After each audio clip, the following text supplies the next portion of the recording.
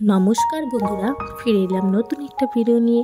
আজকের ভিডিওটা খুবই স্পেশাল হতে চলেছে, কারণ আজকে আমি যাচ্ছি 1000 বছর পুরনো একটা মন্দিরে দর্শন করতে, যেটা আমাদের বাড়ির খুবই পাশে। তো আমি তেমন একটা যাইনি, এর আগেবার হয়তো একবার মতো গিয়েছিলাম। তো বিয়ের পরে আজকে ফার্স্ট টাইম যাচ্ছি। আর এটা যেহেতু শ্রাবণ মাস চলছে, এটা শ্রাবণ মাসের 3য় সোমবার। তো আজকে আমি যাচ্ছি 1000 বছর পুরনো সেই মন্দিরে পুজো দিতে। সেই মন্দিরটা হচ্ছে জটিলেশ্বর মন্দির, জটিলেশ্বর ধাম, অনেকেই চেনো এটা। আর যে রাস্তার পাশে দোকানগুলো আপনারা দেখতে পাচ্ছেন, এটা হচ্ছে বোলেবম মেলার দোকান। মেলা বসেছে, সেই কারণে দোকানগুলো আছে। আর আমরা যাচ্ছি জল্পেশের রোডে, জল্পেশ মন্দির রোডে। তো জল্পেশ মন্দির পার করে তারপর আমরা জটিলেশ্বর যাবো। কিন্তু জল্পেশ মন্দির কেন পুজো দিচ্ছি না, তার কারণ জল্পেশ মন্দির আমরা প্রায়ই পুজো দিই। আর যেহেতু এখন মেলা চলছে, সেই জন্য অনেক দূর থেকে যে পুণ্যার্থীরা আসবে, অনেক ভিড় হয়ে যাবে। আর আমরা তো বাড়ির পাশেই আছে, আমরা তো যখন তখন পুজো দিতে পারি। সেই কারণে এইখানে অনেক ভিড়ের কারণে এখানে আর আজকে যাব না।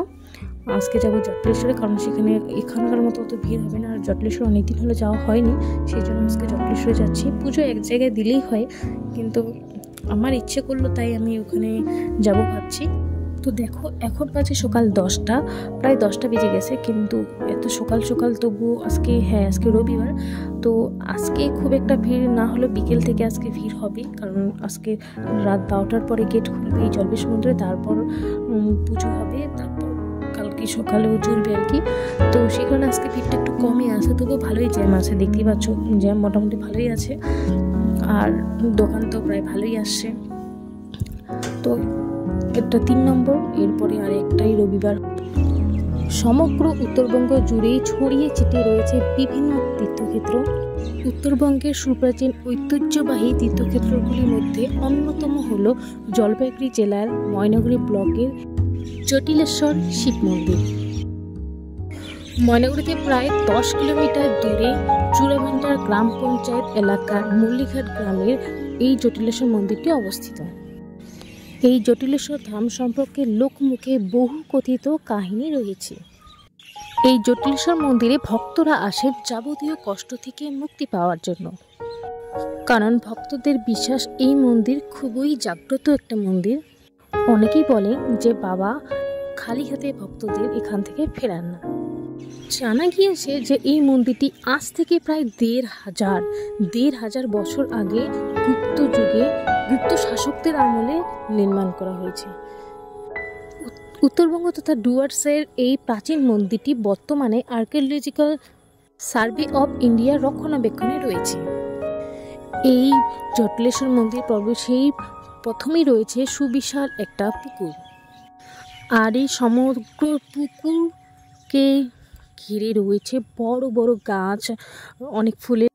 আর এখানে দেখতেই পাচ্ছ এই যে মন্দিরটি পুরোটাই কিন্তু অনেক পুরনো পাথর দিয়ে তৈরি। দেখতেই পাচ্ছ অনেক পুরনো পাথর দিয়ে এই মন্দিরটা তৈরি হয়েছে, যে কারণে মন্দিরটা এত বছর থেকেও এখনও কিন্তু মন্দিরটা ঠাঁই হয়ে এখনও দাঁড়িয়ে রয়েছে। অনেক 1000 বছর পুরনো মন্দির হওয়া সত্ত্বেও, কারণ এই পাথরগুলো অনেক পুরনো, অনেক মজবুত পাথর, সেই গুপ্ত বংশের আমলের পাথর। ভাবতেই পারছো কত পুরনো পাথর। আর দেখো চারপাশে কি সুন্দর পরিবেশটা, কত বড় বড় গাছ, চারপাশটা অনেক সুন্দর। এখানে শুধু শিব মন্দিরই না, এখানে আরও অনেক মন্দির রয়েছে, কালী মন্দির রয়েছে, অনেক মন্দির রয়েছে। এই যে দেখতে পাচ্ছ, এটা হচ্ছে মা সিদ্ধেশ্বরীর মন্দির। এখানে বিবাহিত মহিলারা সিঁদুর দান করেন, আর এখান থেকে সিঁদুর নিয়ে যান। আর অনেকে এখানে আছে লাভার্সরা, অনেকে যারা মন্দিরে বিয়ে করে, তো এখানে নাকি বিয়ে দেওয়া হয়। তো এই জায়গায় সিঁদুর পরানো হয়, শাখা পরানো হয়। তো দেখো আমি এখানে সিঁদুর দিচ্ছি, সিঁদুর ঢেলে দিয়ে ওই সিঁদুরটা আবার তুলে নিব।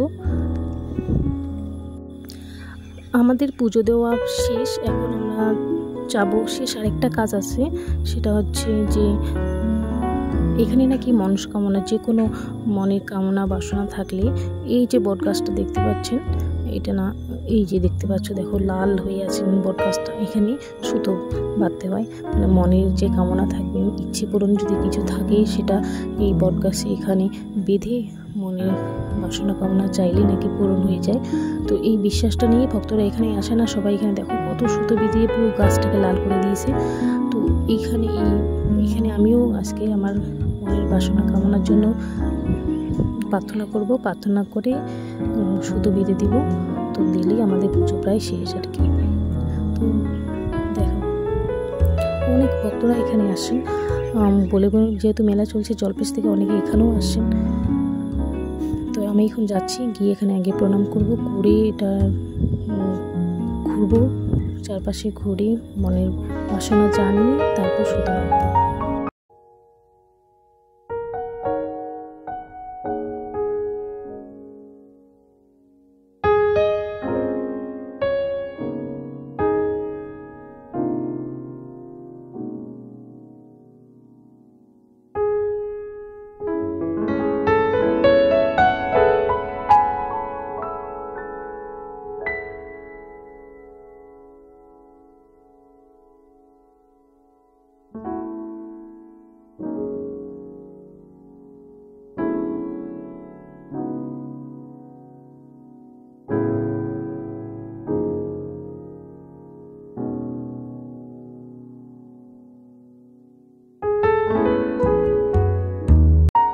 তো বন্ধুরা এখন আমাদের পুজো দেওয়া শেষ। তো এখন যাব একটু পুকুর ঘাটে গিয়ে একটু ওখানে ঘুরবো। যদিও অনেক রোদ, তবুও পুকুর ঘাটে যাব, তোমাদেরকে দেখাবো। পুকুরটা অনেক বড় পুকুর এখানে।